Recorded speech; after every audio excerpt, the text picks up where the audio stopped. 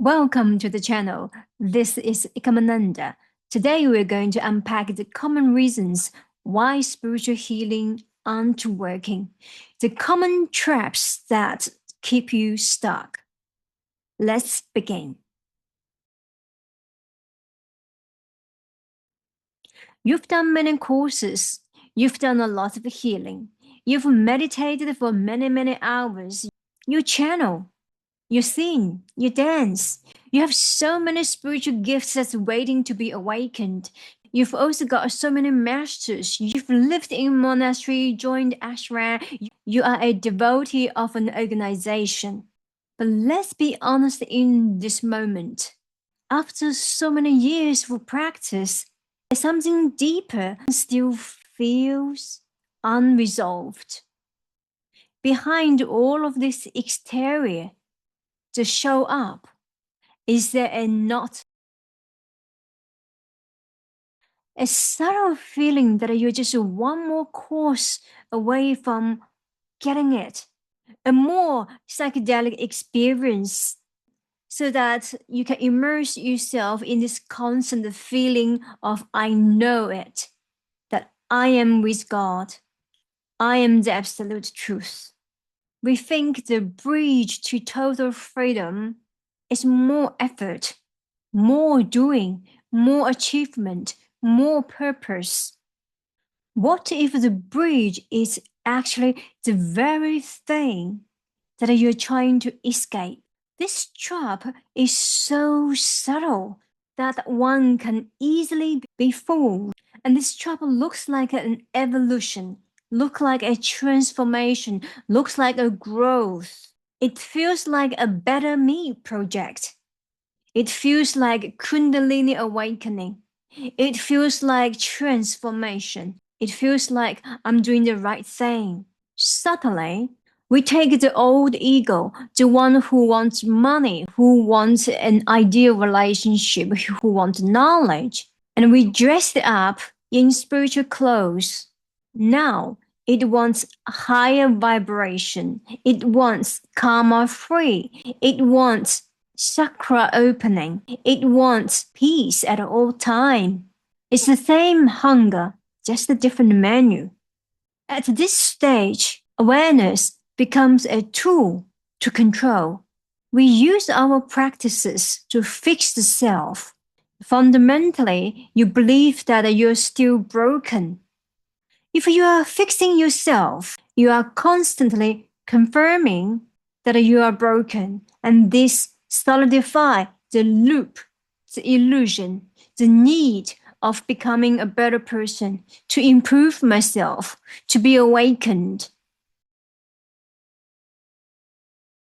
This is deeper than spiritual bypassing. It's identity construction. You're building a castle for you, for the body mind to live in for permanent good. When you say, I am a healer, I'm a singer, I'm clairvoyant, I help people to achieve this, and that. I'm a psychologist, I'm a doctor, I'm a lawyer. You're looking for a beginning, a middle story, and an end. But a soul that is becoming conscious is actually a soul that is not conscious. So now we're getting addicted to the process of becoming a better person, becoming purposeful, becoming evolved, becoming awakened. Because we are terrified of being. And this being is easy to say, but we haven't fully grasped it. It is easy to say, being myself. I'm just the being. But few truly grasp the meaning of being. Being is seeing everything clearly, not to define it, not to project it, not to describe it and wanting a cause, not to want justification or explanation or reasons, free from the mind. So here's the question. If you are fully healed now, who are you? If without your purpose, who are you? If you stop evolving, who are you? If there was nothing left to fix, would you still feel empty? The fear of emptiness. It is why the body-mind, the identity keeps the healing in the loop. It gives something to do. It gives a meaning. It keeps the identity intact. In our healing journey at Zentopia Healing, we have seen so many people. They are very good at healing. They know their body in and out better than the doctors, better than the psychologists, better than us.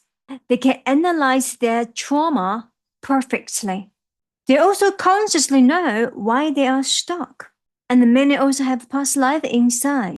And just like many of our clients, when they first arrived, they typically have this symptom. I feel like an outsider of my relationships.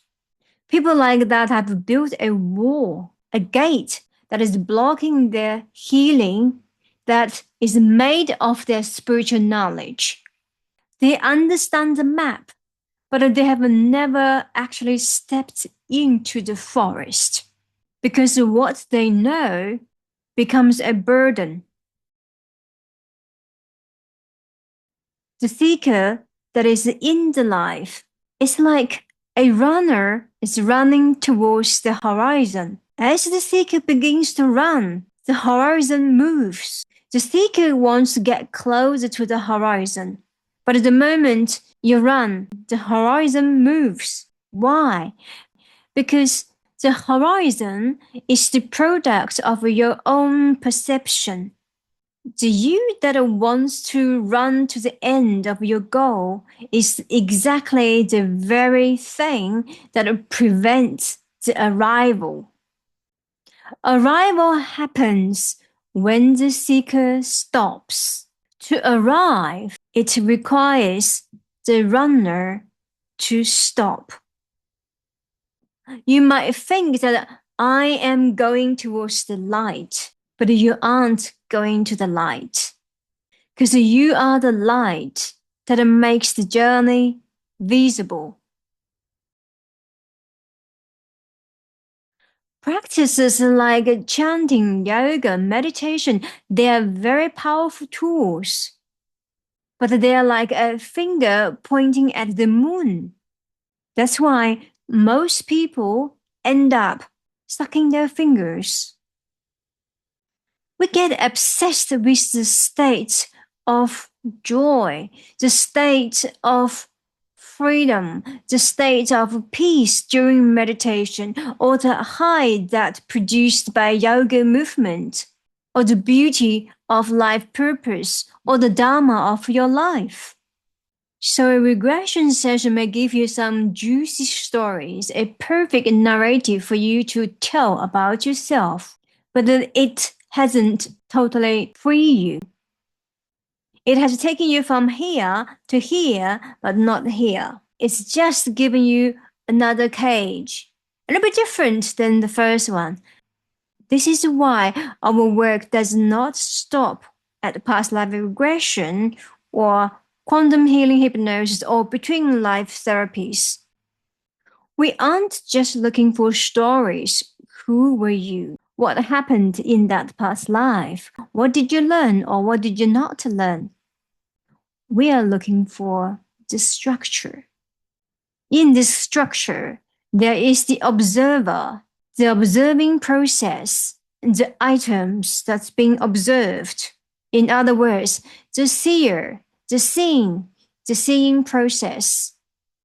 When you begin to shift from being the character to being the observer, the weight of trauma begins to lift.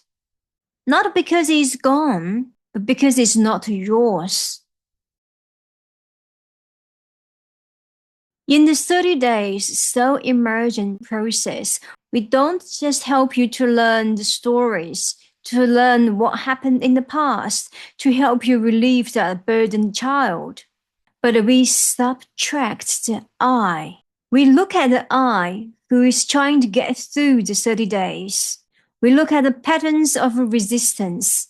We look at the different parts that's stopping you from healing, stopping you from being the observer, stopping you from being free. True healing is not a repair job. It's realization. It's revelation. It's awakening. It is the moment that the eyes realize that it has always been water. Non-dual healing with Ekomananda is not just a philosophy. It's an explanation of your true nature. It's the unfolding of reality. It is also a way of living. It shows us there's no me in the center.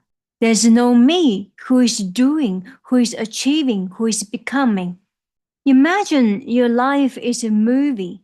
You have been so busy writing the script, finding the actors, adjust the lighting. You're also the director. You're so busy. You've been caught up with the stories. And now imagine that you are the screen. Everything happens on the screen. Without the screen, there could be nothing.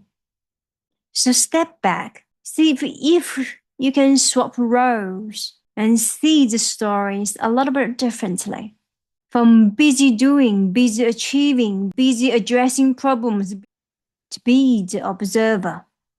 The screen does not get wet if there's a storm in the movie. The screen does not get burned when there is a fire in the movie.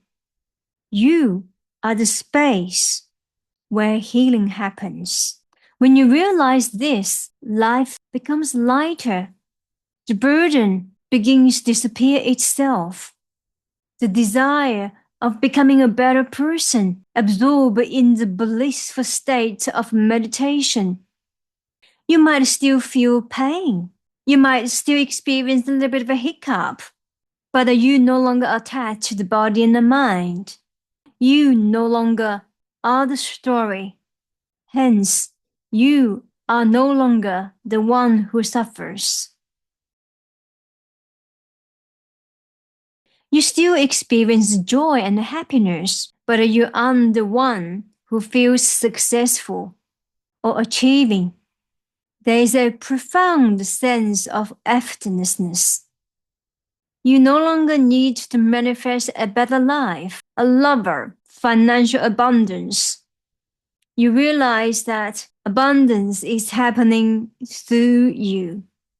Manifestation is taking place through you. Some of you may ask that I have already feel complete. I know what you're talking about, that I am already full, already wholesome, already abundant. But why do I feel sad and lonely from time to time? This is the beauty of it. This is the beauty of life. This is the beauty of nature. Being aware does not mean being numb. So long the body is present, the flesh is here, you will experience all the human emotions, the highs and the lows, but you no longer affected by it. You no longer interrupted by it. It means you have room for everything. You can be the one is still healing, still learning, but you can also be the one who is whole at the same time. The human body evolves, but the soul is always full, complete, and not lacking. Transformation is a natural function of life. A flower does not try to bloom. It blooms when the conditions are right. The rainbow does not try to hang in the sky. It shows up when the conditions are right. The garden does not try to be green. It presents itself beautifully when all the conditions are right. When you stop owning your healing, when you no longer identify this is my pain, this is my journey, the pressure drops. Simply allow and trust the universe to do the heavy lifting. You are not alone. You never needed to do this on your own. So take a moment, slow down, breathe gently, observe within. Observe that raw, naked feeling of existence. Maybe it's energy moving around in your head, in the heart center. Maybe it's a sensation. Maybe it's a thought. Maybe it's a voice. See if you can hear something. What voice is that? What does it try to say? Who is hearing you? Does that hearing, does that voice have a name? Does that sensation want to tell you something? Does it need anything from you? Is it a little girl or a little boy? Or is it an expansive spaciousness? Or is it light, sparks? Be present. Observe that raw, naked feeling of existence. Whatever that shows up, that tells you you exist here and now. And that presence, that voice, does not need to suffer any longer. You can be with that voice here and now. Let it know it's free. It's free to begin with. It's free to finish the suffering. It's free to have all options. And you always do. This isn't a new goal to achieve, isn't a new state to obtain, isn't a samadhi to be in with. It's total relaxation. Not a bodily level, but mental level. Here, something relaxes, soft, gentle, let go, not holding on to any ideas, any expectations, any identity, any outcome, any my stories, my journey, my pain, my achievement, my transformation. None of this. And just relax a little. Relax a little. And see this clearly. And step back. Sitting in the audience seat. Look at the canvas. Look at the screen. See if you're able to shift your perspective. Be the observer, not to become the story, not to attach to the story. Simply watch it happens. So from this moment onward, every time you catch yourself trying to be spiritual, trying to be a better person, trying to be nice, trying to be smart, you relax, you smile. You smile to the eye who tries to do something. And sit back, slow down your breath, take a moment to observe, to reflect, to really learn yourself intimately. Because the answer is within you, not here, not outside you. There, in your heart center, it knows everything that this body speaks of. Smile and tell it, you're not the trier, you're not the story, you're not the achiever, you're not the failure. And smile. Relax everything. When you notice the trier, the doer, immediately switch back to the observer's seat. If you are tired of your loop, let's look at this together.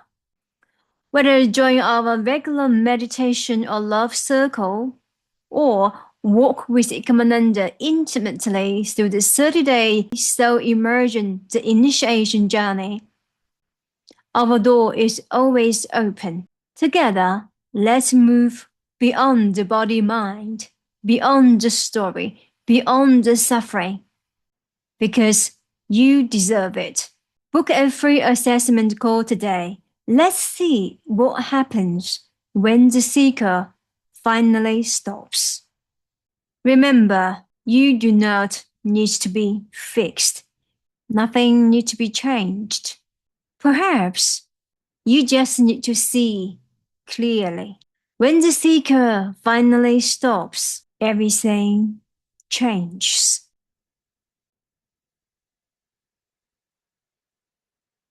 May love and peace be always with you.